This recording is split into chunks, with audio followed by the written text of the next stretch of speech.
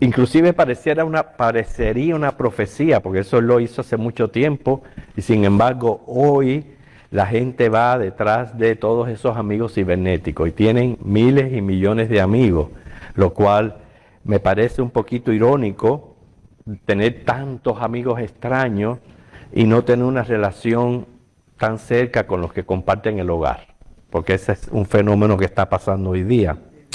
Algunas personas son de muchos amigos, otras de pocos, los hay que no tienen ninguno. Quizás porque son ellos los que no son amigos. Puede ser que esté involucrada la personalidad, hay gente extrovertida, introvertida, eso juega un papel importante en el aspecto social, pero lo que sí podemos asegurar es que todo cristiano tiene un gran amigo. Y sabemos quién es, Jesucristo. ¿Por qué tenemos un gran amigo? Bueno, en primer lugar, porque no fuimos nosotros quienes lo elegimos a Él, sino fue Él, inclusive siendo Dios, quien nos eligió a nosotros. Y además, es un amigo que dio su vida por nosotros, o sea, ofreció el máximo de sacrificio de lo que una persona puede hacer. Juan 15, del 13 al 16, habla acerca de este gran amigo que tenemos. Juan 15, 13 al 16.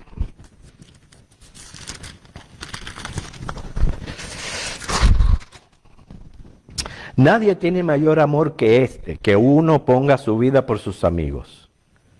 Vosotros sois mis amigos si hacéis lo que yo os mando.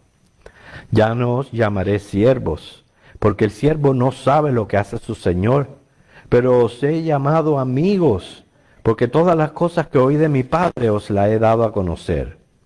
No me elegisteis vosotros a mí, sino que yo os elegí a vosotros, y os he puesto para que vayáis y llevéis fruto, y vuestro fruto permanezca, para que todo lo que pidiereis al Padre en mi nombre, Él os lo dé.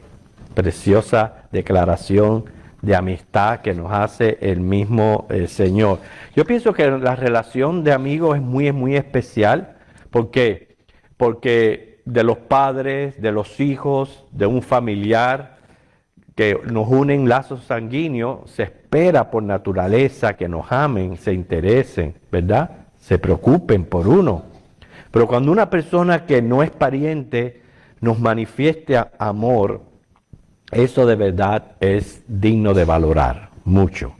Y entonces, ¿cuántas veces es muy triste que el amor propio, el egoísmo, la envidia, la soberbia, la susceptibilidad, la vanidad, han terminado lindas amistades?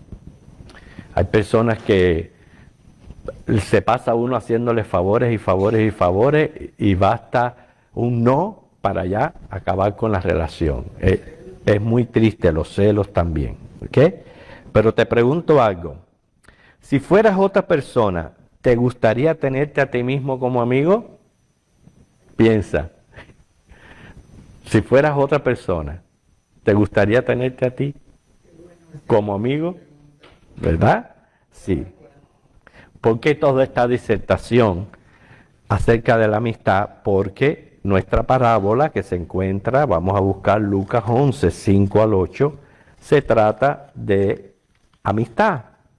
Lucas 11, del 5 al 8, ese va a ser nuestro texto y la parábola en cuestión.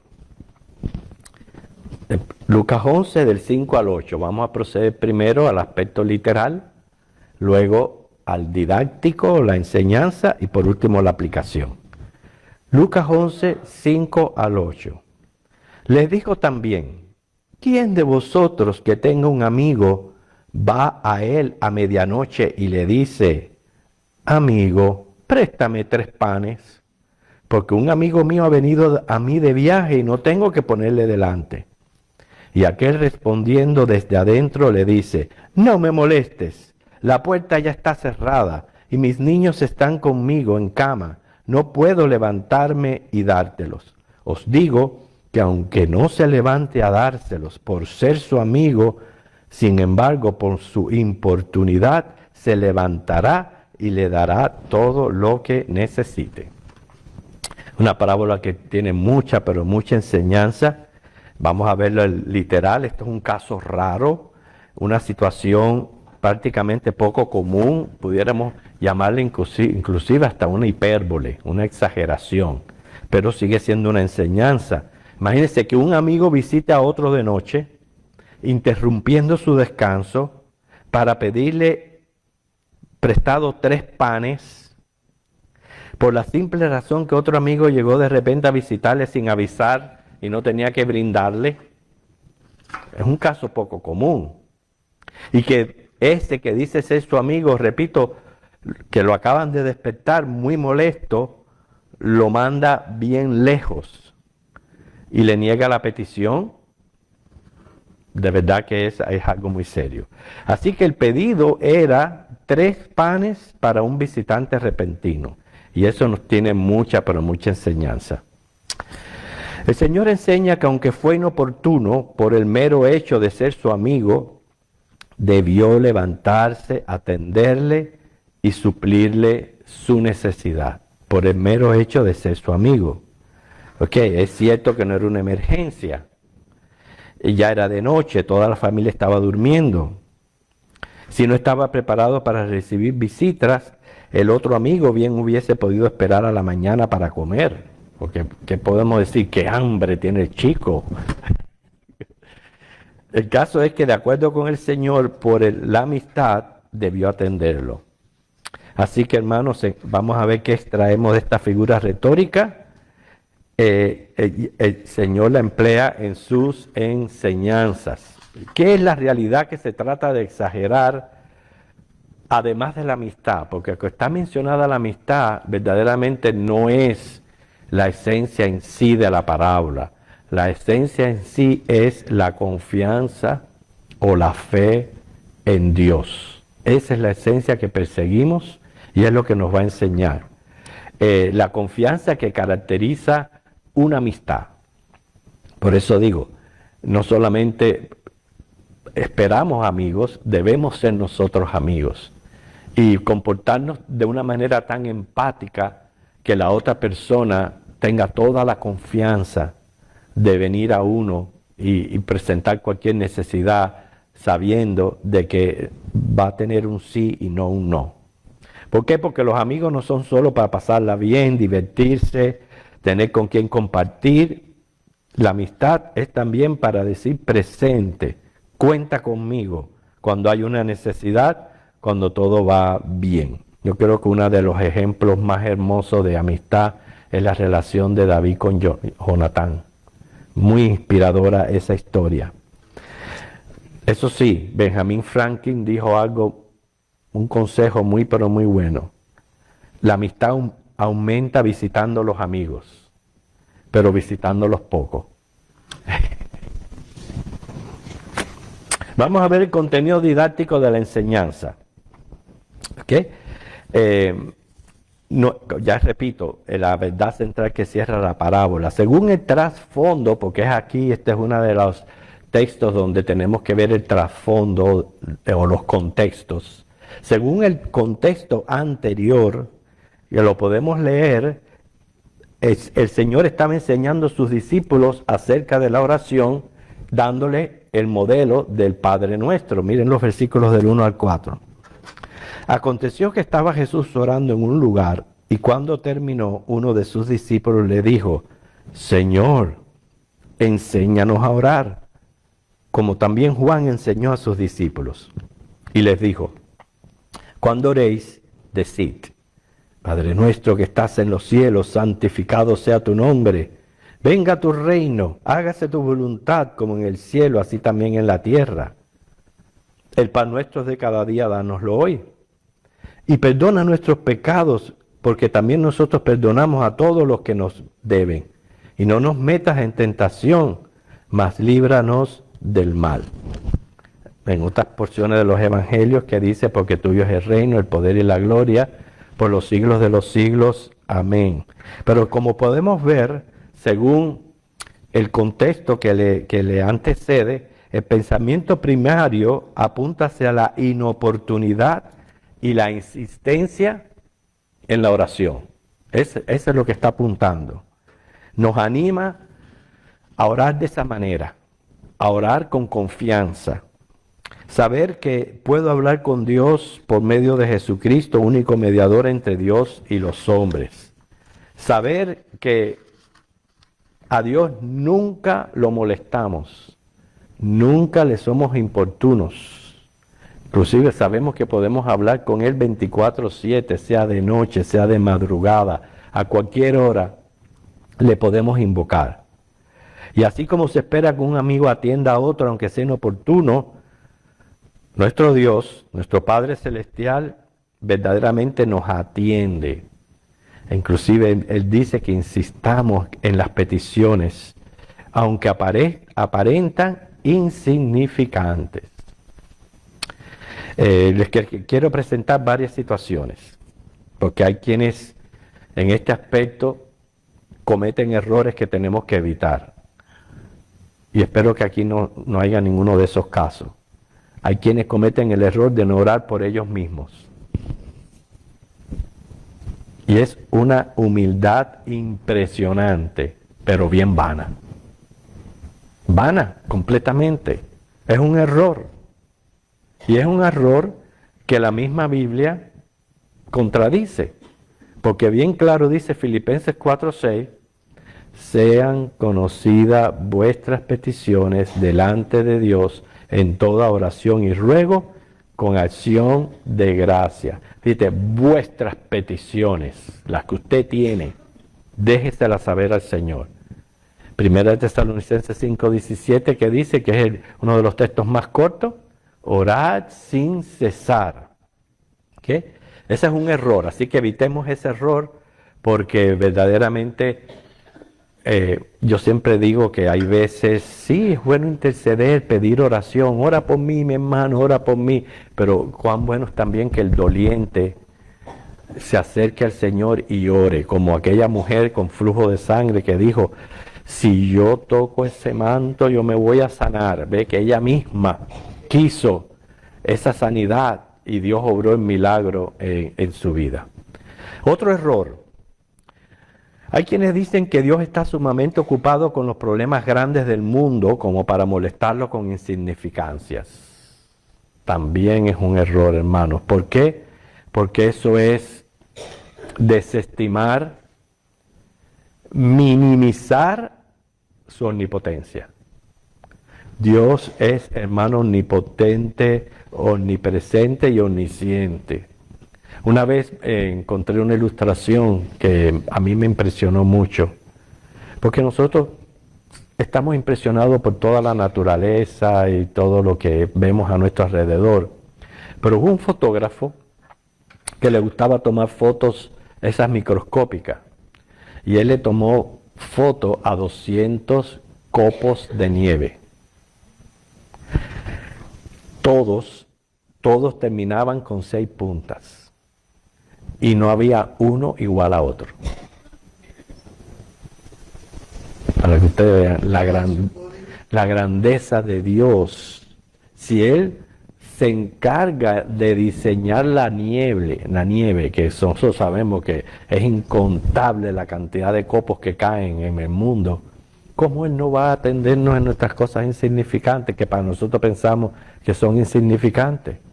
Por eso tenemos que aprender, hermano, a pedirle todo. O sea, que sé que puedo hablar con Dios y pedirle y poner mis cargas a sus pies. Tercer error. No falta quien piensa que no puede o debe orar porque se cree indigno, por tanto le pide a otro que interceda por él. Fíjense cuántos errores se cometen. Y déjeme decirle, aclaro, es cierto, porque las oraciones pueden tener sus estorbos. Usted quiere hablar con Dios, elimínelos y usted va a poder orar con tranquilidad. ¿Cuáles son las oraciones sin respuesta? Se las voy a decir rápidamente con su pasaje bíblico. El egoísmo, Santiago 4:3. El pecado sin confesar, Josué 7:20. Ídolos en el corazón, Ezequiel 14. rencor en el corazón, Juan 3:22, no perdonar, Mateo 6:12, esposos que maltratan a sus esposas, primera de Pedro 3:7, la desobediencia, Marcos 11:25.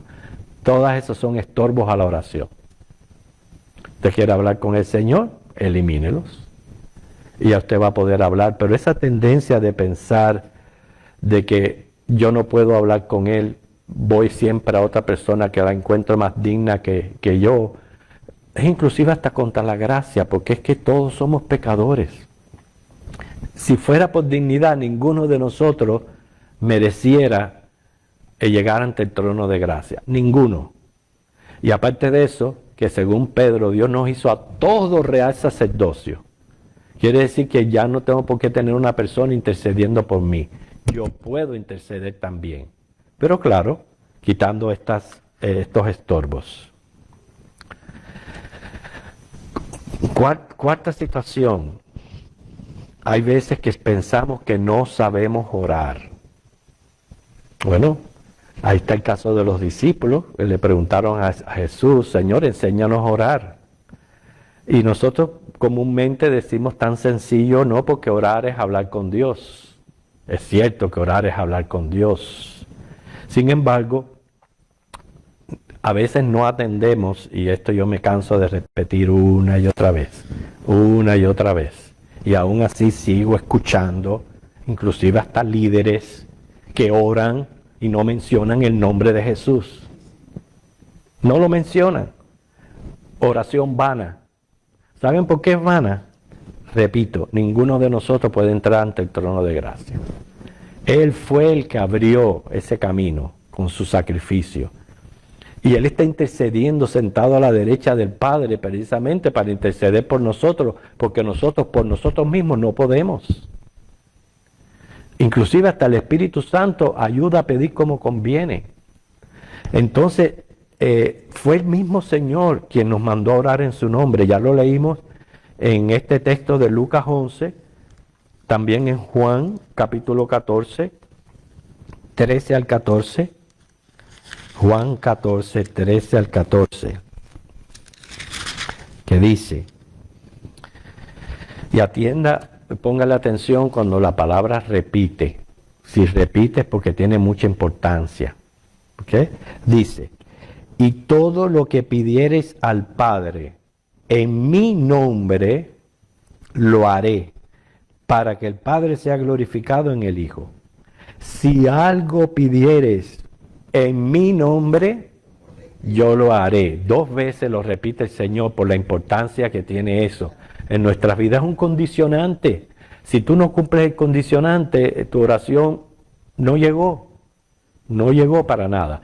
Eso no quiere decir que estemos obligados a terminar orando en el nombre de Cristo. No. Te puedes empezar la oración en el nombre de Cristo.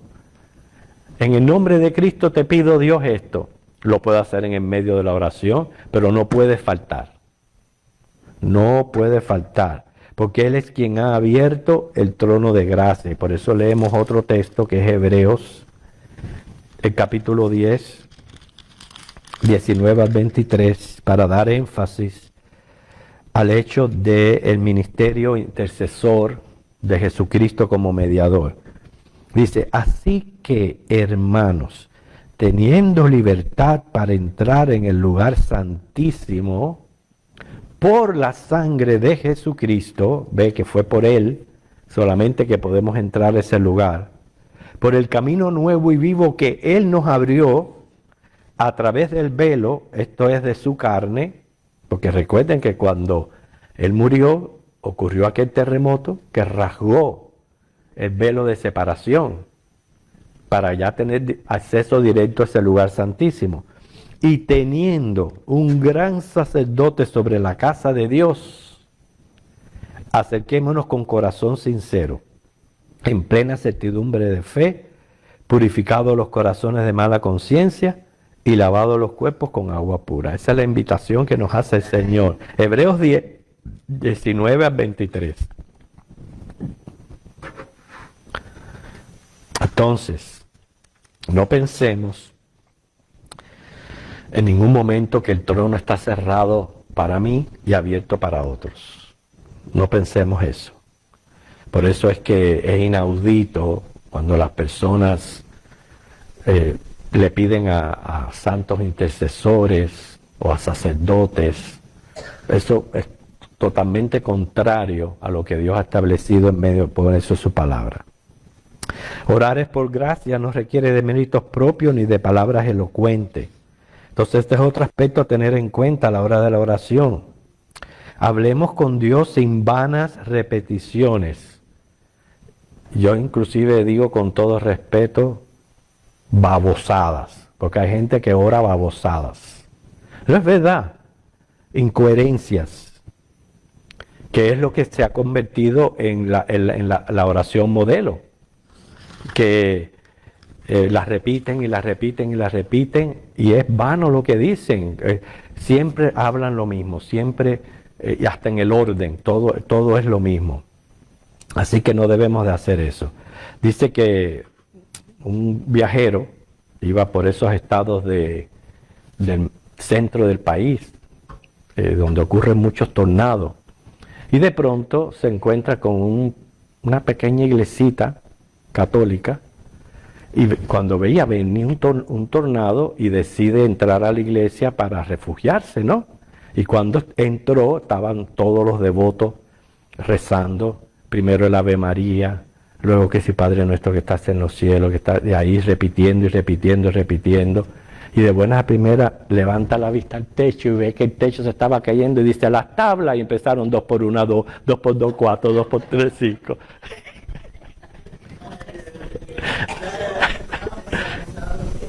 Las repeticiones. ¿Sí, hermana? Perdón, no te oigo. Sí, hay un texto, hermano. Yo sé que está en el Sermón del Monte, que dice que no le digamos que no repitamos vanas repeticiones. Y otra cosa también a evitar es las generalidades. Debemos evitarlas también. El Señor quiere que le hablemos y le hablemos claro, eso lo vamos a ver después, ¿ok? Así que en aquel entonces la hospitalidad era una gran responsabilidad, considerada una virtud, y el Señor esperaba que ese amigo le respondiera y le atendiera. Ahora, ¿qué podemos aplicar acerca de la oración con esta parábola? Sabemos que Jesús está resaltando a nuestra conveniencia la insistencia de pedir al punto de provocar que el amigo atienda. Fíjense, no tanto por la amistad, sino por la importunidad. Quiere decir que el mismo Señor se pone de ejemplo en Mateo 7, del 7 al 11. Y ahí en estos capítulos, Jennifer, del 5 al 7 es donde vas a encontrar acerca de la oración. 6, 7. Ok, 6, versículo 7. Y orando no uséis vanas repeticiones como los gentiles que piensan que por su palabrería serán oídas. Ahí tiene la respuesta. Pero acerca de lo que Dios nos pide, dice Mateo 7, del 7 al 11. Pedid y se os dará. Buscad y hallaréis. Llamad y se os abrirá. Porque todo aquel que pide recibe, y el que busca halla, y al que llama se le abrirá. Fíjate, esto es muy importante lo que el Señor Jesús está diciendo, porque es promesa con condición, promesa con condición. Dios es omnisciente, Él sabe todos nuestros problemas, todos nuestros padecimientos, Él lo sabe todo, pero Él ha establecido un sistema de promesa con condición. Y ahí está claramente, usted quiere recibir, pida. Usted quiere que le abran, llame. Dice, porque todo aquel que pide recibe, y el que busca halla, y al que llama se le abrirá. Ahora, ¿qué hombre hay de vosotros que si su hijo le pide pan le dará una piedra? ¿O si le pide un pescado le dará una serpiente? Pues si vosotros, siendo malos, sabéis dar buenas dádivas a vuestros hijos, ¿cuánto más vuestro Padre que está en los cielos dará buenas cosas a los que le pidan? Así que, y ahí pone la regla de oro. El caso es, hermanos, que el Señor Dios proveyó para nosotros lo máximo que necesitábamos, que era la justificación. Y lo hizo en Cristo. ¿Cuánto más nos va a dar todas las otras cosas que dentro de su voluntad Él sabe que es para nuestro bien? Porque el gran sumo sacerdote y mediador es compasivo, según Hebreos 4, del 4 al 16. ¿Cuánta confianza da saber que podemos hablar con Dios y acercarnos a un verdadero amigo, que nunca nos deja, nos ama incondicionalmente, nos atiende, está pendiente y provee? Entonces, por gracia podemos pedir correctamente. Hay un detalle en esta parábola que quizás pasamos por alto, pero tiene una gran enseñanza. Dice que el amigo vino y le pidió 3 panes. No vino y dijo, ay amigo, necesito que me des pan. No. Que me dijo que me des pan, no. 3. ¿Qué usted está viendo ahí? Específico. Nuestras peticiones tienen que ser específicas. Por eso yo le decía, evitemos las generalidades. Ay Señor, sana a todos los enfermos del mundo. No, póngale nombre a ese enfermo. Nombre y apellido. Que por eso es que al participar del culto de oración, tenemos ese beneficio que nos enteramos de los problemas de los hermanos e intercedemos. Que acuérdense que interceder rompe con ese egoísmo que siempre nos ha caracterizado al hombre, porque nos comenzamos a preocupar por los demás y a presentarlos delante del trono de gracia. Eso es una bendición sumamente grande que usted no se puede imaginar. Entonces debemos de ser bien específicos en nuestras peticiones. Y si usted se atreve a decirle a alguien, voy a orar por ti, hágalo. Ore. No lo olvide. Aunque tenga que tomar nota o lo que sea, no olvide, porque usted se comprometió con esa persona a orar.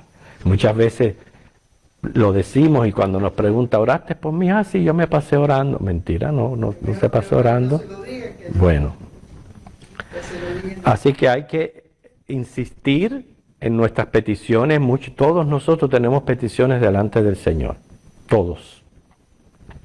Estamos esperando respuesta. Siempre la respuesta puede ser sí, como no, o espera.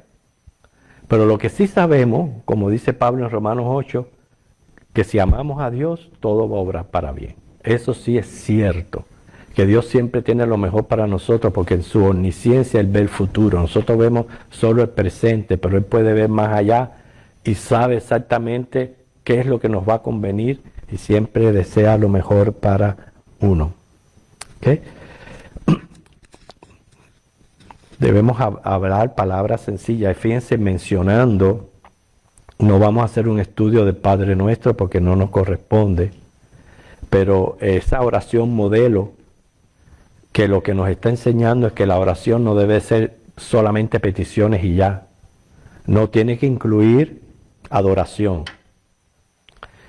Primeramente, invocación. Cuando yo digo invocación es que cuando usted hable con Dios, usted esté conectado espiritualmente. Que no sea algo vago así en el aire, no. Que cuando yo diga Padre, yo sienta que yo estoy conectándome, que lo estoy llamando. Esa es la invocación. Por eso dice Padre nuestro, que estás en los cielos. Y ahí viene la adoración. Santificado sea tu nombre. Por algo el Señor nos pide que oremos en el nombre de Cristo. ¿Okay? Y también entonces acciones de gracias, peticiones claras, definidas, también confesiones precisas. Cuando yo digo confesiones precisas, es evitar 2 extremos que se cometen cuando uno confiesa, ligero o exagerado. La confesión ligera es, ay Señor, perdona todos mis pecados. Casi siempre lo hacemos cuando vamos a acostar, a dormir. Ay, Señor, perdona todos mis pecados. No, esa es una confesión muy ligera. La confesión no es así. La confesión es en el momento que hemos sabido que hemos violado una de sus leyes, ahí mismo, Señor, perdóname porque mira, me he mentido a tal persona. Ayúdame a no volverlo a hacer. En el nombre de Cristo, amén. Esa es una confesión precisa, que es lo que debemos aprender. Ese es uno de los extremos. El otro extremo es el exagerado. El exagerado es cuando, a pesar que yo, por la palabra que me dice, si confiesas tus pecados, eres fiel y justo para perdonarte, aún así esa promesa, yo sigo martirizando mi conciencia y no me doy por perdonado. Y vuelvo a repetirle lo mismo, Eso es caer en una confesión exagerada. Así que evitemos esos dos extremos a la hora de mantener cuentas claras con el Señor. Hagamos eso. Tenemos que hablar con confianza, también sin perder el temor y respeto. Tenga eso pendiente. El que pueda, tratemos de doblar rodillas. Nos estamos presentando ante el Señor, el Rey de Reyes. Orar mientras andamos por el camino, recordando una necesidad. Eso sí, si va manejando, no cierre los ojos. Aparte de eso, una de las cosas que quiero aclarar. ¿Usted sabía que para orar no hay que cerrar los ojos?